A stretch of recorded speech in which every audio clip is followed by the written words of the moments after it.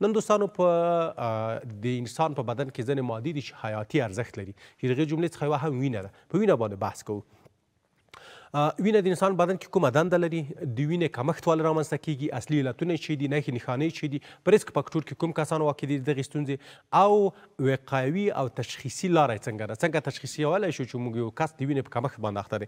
زما سره دوستانو په خپرونه کې میلمه ډاکټر صاحب احمد جاوید سیاوش د داخله ناروغیو متخصص میلمه دی چې ښه راغلاست اوسېدي ما شروع یم. ډاکټر صاحب محترم بخیر راغلی، ستړی مشې، ډېره مننه. زموږ بل سلام خدمت شما کمال صاحب عزیز و گرامی و همین اکنون که کسایی که ما را میبینن و میشنون یک سلام جداگانه تقدیم میکنم. امیدوار هستم که لباس عافیت در تن داشته باشید. ډېره مننه قدرمن ډاکټر صاحب. ډاکټر صاحب را بشو لومړی دې ته چې دواړه په د معمول په څېر د لومړی د موضوع په اړوند یو سوال وکړم چې خپله وینه د انسان بدن کې څومره ارزښتمنه ده او څنګه یې تعریفولی شي؟ بدون شک کمال صاحب هر موجود زنده اگر وقتی که حرکت داره زنده هست بالاخره وظیفه اجرا میکنه به خون ضرورت داره. خون ماده حیاتی است که بدون شک وظیفهش انتقال اکسیژن، مواد غذایی و آن چیزی که انساج ضرورت داره، مصل یا عضلات، تمامی کارکردهایی که یک فانکشن هایی که در بدن البته به حیات استوار از بالایش وظیفه خود اجرا میکنه و داره. در پالی از اون در قسمت انیمیای کمخونی که کمخونی هر زمانی که کمال صاحب محترم در یک مرد از 13 هموگلوبین یعنی از 13.6 گرم پر دیسیلیتر در یک مرد و در یک خانم از 12 البته 5 گرم پر دیسیلیتر کم شود و همچنان هماتوکریت در یک مرد از 41% کمتر باشد در یک مرد و از یک زن از 36% کمتر باشد. این ما به نام انیمیا کمخونی یاد میکنیم که در قسمت البته به شکل عمومی اشارات می داشته باشیم در قسمت بله ان شاء الله. ډیره مننه ډاکټر صاحب چې د وینې په کمښت مو بحث وکړ. راځو دې ته چې کمخوني یا د وینې کمښت یا د وینې کمیدل په دا مهمه موضوع ده.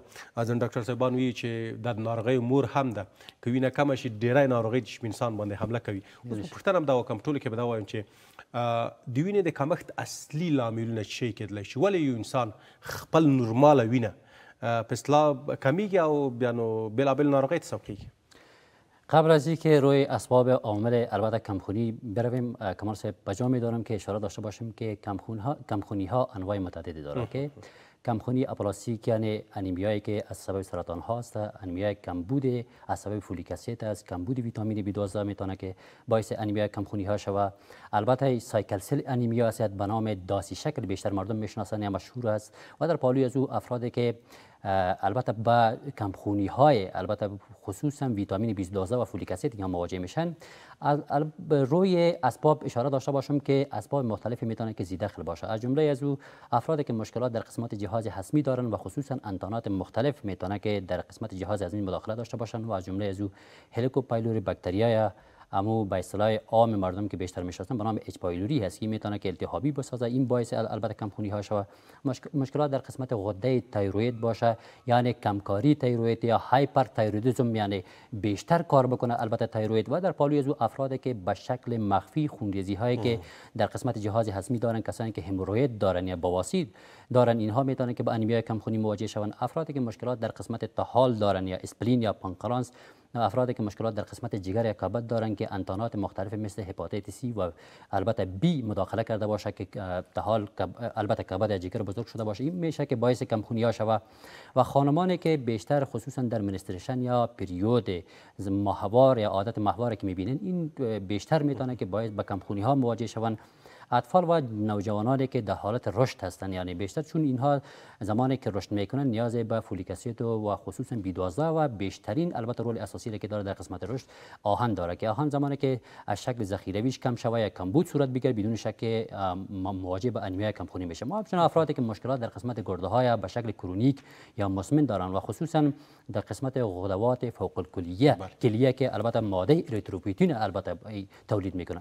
اریتروپویتین وظیفه ازی است که بالای بون میرو یا مغز استخوان این مثل تنبیه میکنه یا امر میکنه، باعث تولید کرویات سرخ خون میشه. هر زمانی که با تومور گرفتار شوه یا انتانات یا البته خصوصا کانسرها دچار شوه، امی غدوات فوق الکلیه نمیتونه که امی ماده را تولید بکنه. زمانی که تولید نشد بدون شک در مغز استخوان، چون 90% البته تولید کرویات سرخ خون دیجا میشه تولید میشه. در این قسمت زمانی که کمبود صورت بگیره بدون شک یک نفر با انیمیا کمخونی گرفتار میشه و خصوصا افرادی که مشکلات از نظر تغذیوی دارن، خصوصا سبزیجات، میوه‌جات و سایر مواد غذایی را استفاده نمیکنن، گوشت، پروتئین ها، و یا هم اقتصادشان درست نیست، نمیتونن بگیرن. اگر و یا همچنان افرادی هستن که از نظر اقتصادی هم خوب هستن و مشکل به است که همون غذاهای متنوع را استفاده نمیکنن. رژیم غذایی صحیح نداره، رژیم غذاییشان درست نیست و خیلی خوب اشاره کردین شما موضوع را که متاسفانه در افغانستان باید بگوییم که کمال صاحب محترم در اکثر اوقات اگر ما متوجه باشیم یا دیده باشیم شاهد باشیم که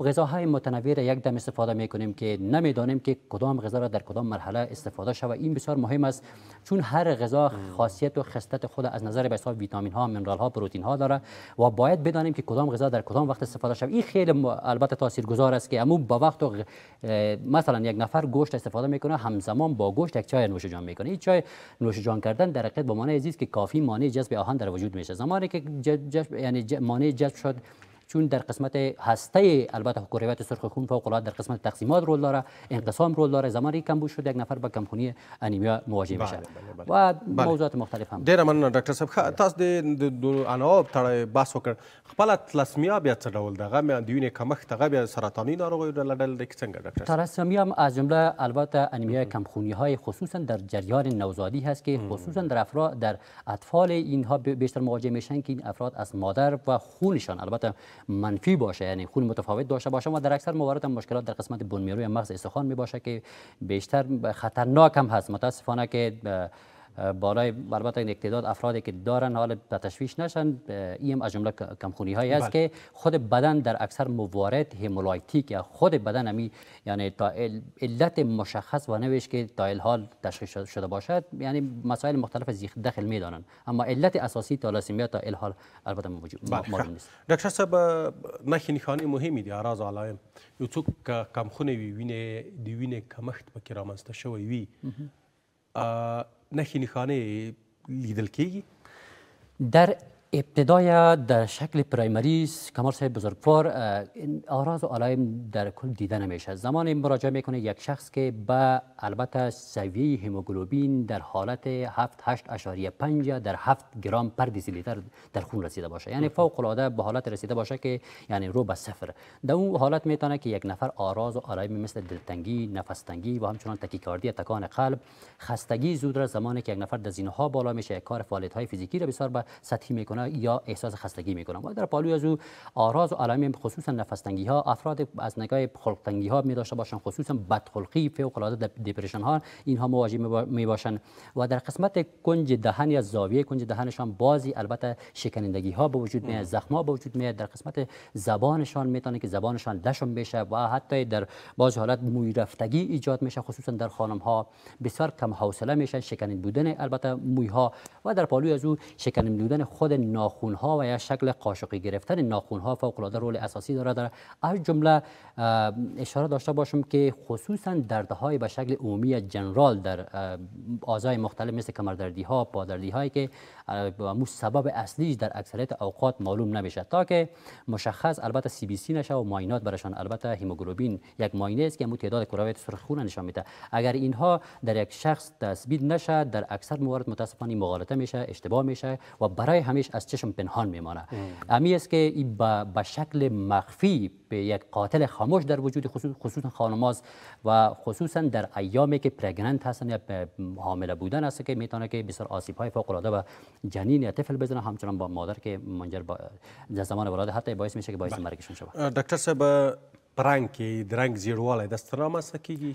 یا که اشاره داشته باشم این تو رنگ در عموم اگر در حالاتی که بسیار پیشرفته باشه خیلی اما پک بودن یا رنگی که ظاهرا خاکستری میشه و چون این اعراض و علائم عمومی است، تنها در یک نوع فقر آهن ما گفته نمیتونیم تنهایی البته عرض یعنی از سبب کمبود انیمیای فقر آهن است. نه، در عموم میتونه که اگر انیمیا به صورت عمومی باشه باعث تغییر رنگ و همچنان خاصف بودن رنگ یا رنگ پریدگی و خصوصا در قسمت اسکلرای قسمت منظمه ها امور رنگ به حساب چشم بسیار رنگ سطحی را میگرفته باشه، امور رنگ برجسته که سرخ است میره از دست میده و در قسمت عمومی جلد هم رنگ خود از دست میده بدون شک. و همچنان اینها بیشتر تمایل پیدا میکنن که با خصوصا غذاهایی که مثل برنج و نشایسته باشه بیشتر اینها رو میارن و بوی نم یا همون زمانی که باران میشه بیشتر اینها خصوصا خانم ها دوست دارن و هم نیاز پیدا میکنن بعضی اوقات متوجه شده باشین که طبقه حیوانات بیشتر غوره را خوش دارن.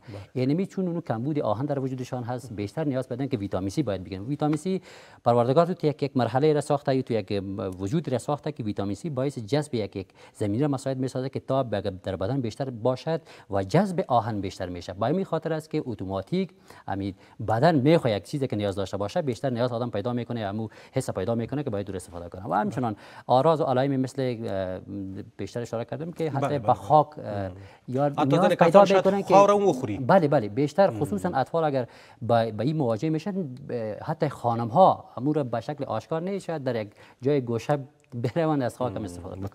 متاسفانه بله. ډاکټر صاحب که داسې پوښتنه وکړم چې دغه ستونزه په نارینه‌وو کې ډېره د معمول که په ښځو کې د دې وینې کمښت؟ خیلی سوال عالی و بجا کمال صاحب محترم.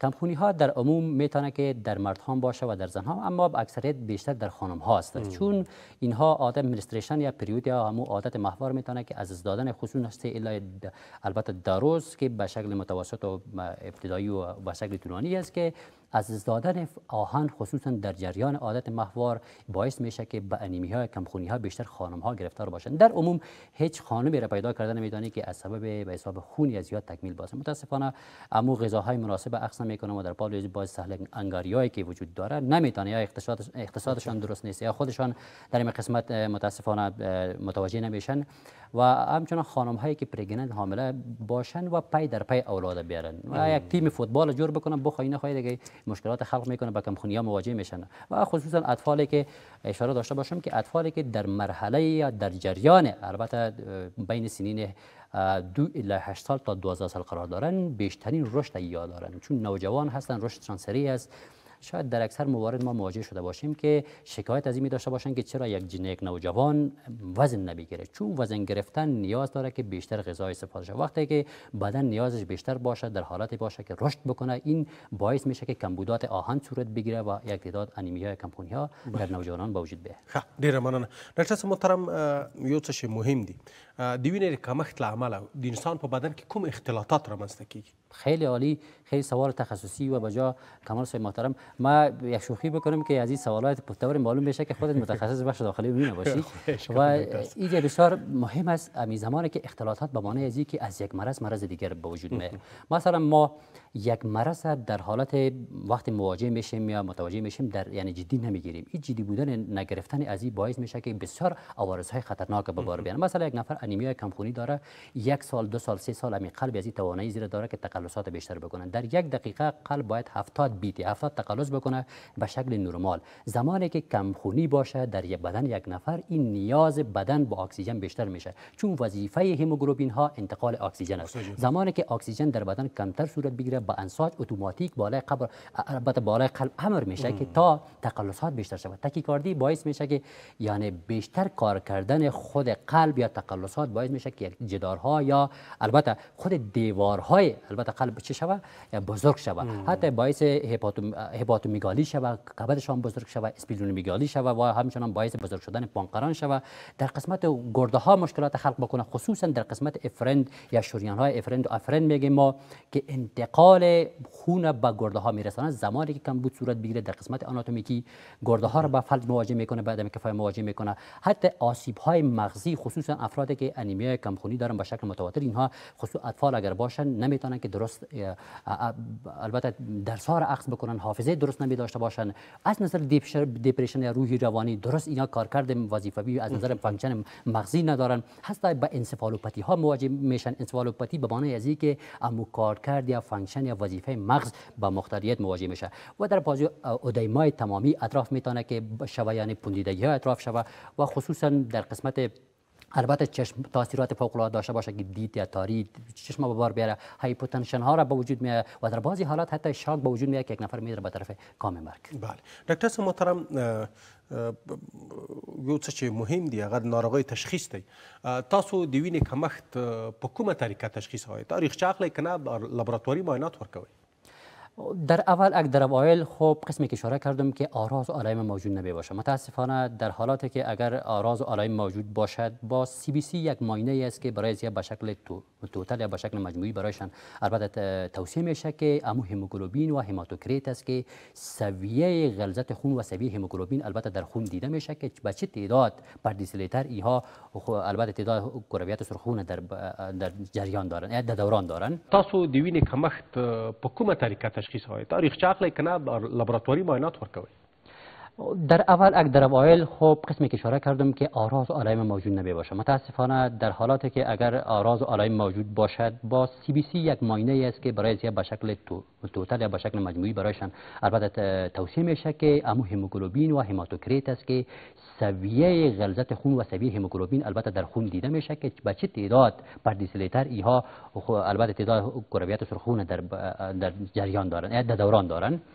توسط ازی و همچنان توسط CBC بسیار معاینه بسیار مهم است. حتی بعضی اوقات با تحت میکروسکوپیک دیده میشه که از نظر به حساب شکل، از نظر به حساب قواره و از نظر مو انقسامات انیمیا کمخونی ها مورد مطالعه قرار میگیره که آیا با کدام نوعش انیمیا ها تعلق میگیره و خصوصا در قسمت فقر آهن کمخونی ها از نظر به حساب شکل یا مورفولوژی خصوصا کمرنگ می باشن، شکل خود از دست میداده باشن و به شکل نورمال تولید نمیشن کرویات سرخ خون، یعنی همون به شکل پختگی که باید برسن وظیفه خود اجرا بکنن در جریان، یعنی در دوران باید قابلیت کارکرد داشته باشن. این البته از نظر وظیفوی مشکلات می داشته باشن و خصوصا CBC معاینات فوق العاده مهم است که کاونت یا شمار یا تعداد کرویات سرخ خون در دورانشون. یعنی مطلب دا چې د معاینات ساده دي په افغانستان کې ترسره کیدونکي؟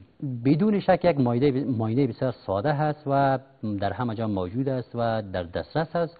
تلاش بکنم خصوصا خانم هایی که به خستگی و کسالت و از نظر روحی روانی خوب نیستن و خصوصا در جریان کارکرد و کارهای خانه اینها به خستگی مواجه هستند و عادت محور غیر منظم دارن، مراجعه کنند نزد یک دکتر لابراند همو هموگلوبینشان تست شود تا دیده شود که آیا با کمخونی مواجه هستن یا نه. و حتی مردانی که خصوصا همروئید بواسیر دارن و مشکلات تایروئید دارن و شامو از نظر من مطمئن هستم که بیننده ها متوجه هستن و خصوصا خانمانی که به شکل چشمای برآمده تاکیکارد هستن، همیشه نفس تنگ هستن، بیشتر غذا میخورن اما برعکس وزن نمیگیرن، برای از یک هشدار است که مراجعه بکنن. نفس تنگی ها باعث شود نزد دکتر مراجعه کنن تا همون تعداد کرویات سرخ معلوم شود. یو څه ډاکټر صاحب ما وخت چې مخکې پوښتنه وکړم خو اوس یې کړم نښې نښانې د اعراض علائم په غټانو ماشومانو کې فرق کوي او کنه؟ مثال که په ماشومانو کې نښې نښانې څه دي چې یو ماشوم ته یو څوک وګوري چې د دې وینې په کمښت باندې اخته دی؟ خیلی اساسی سوالهای تکنیکی که ما اینجا کم نیاریم. کمال صاحب بزرگوار، در اطفال بدون شک آراز و علائم خود در اطفال چون در اکثر موارد اطفال شکایت نمی داشته باشند و از نظر رنگ میتونه خصوصا در اطفال یگانه چیزی که ما را متوجه می سازه، حتی اطفالی هستند که از نظر ظاهری بسیار چاق، وزنشان اضافه، ظاهرا چاق معلوم میشن اما میبینید که بسیار با انیمیا کمخونی خطرناک و شدید یا مواجه هستند. یک وقت متوجه میشیم که ادیما پوسیدگی های خصوصا اطراف دستها و خصوصا برجستگی قسمت وجه می داشته باشند. اطفال رویشان برجسته میشن مثل ازی که افرادی که وزن فوق العاده زیاد دارن و آدم ظاهرا صحتمند معلوم میشه اما وزن نمیگیره، همزمان رشد نمیکنن و خصوصا انتانات مختلف همزمان با نیمونیا ها، سینوم بغل و همچنان گلودردی ها بیشتر مواجه. مثلا یک هفته یک شخص نرمال هست، همین طفل نرمال است، 2-3 روز بعد باز در زمانی که آنتی بیوتیک تراپی میشه یا تداوی میشه باز دوباره با انتانات مواجه میشه. فوق العاده از نظر معافیت پایین میباشن، از نظر رشد مشکلات میداشته باشن و از نظر حافظه خصوصا در افرادی که بعد قسمت البته دوران مکتب هستن حافظهشان ضعیف میباشه، با کمالگی به درس میداشته باشن، با محیط خود، ماحول خود یک شخص نرمال نمی باشند و در اطفالی که مهمترین و اساسی ترین خصوص بین سنین کمتر از 2 سال قرار دارند اینها پوسیدگی خصوصا وجه و کم علاقگی به شیر گرفتن و در پالیس انتانات مختلف و زود اینها مریض میشن، بیشتر با انتانات مواجه میشن که از جمله آراز و علائمش که ما را هشدار میده.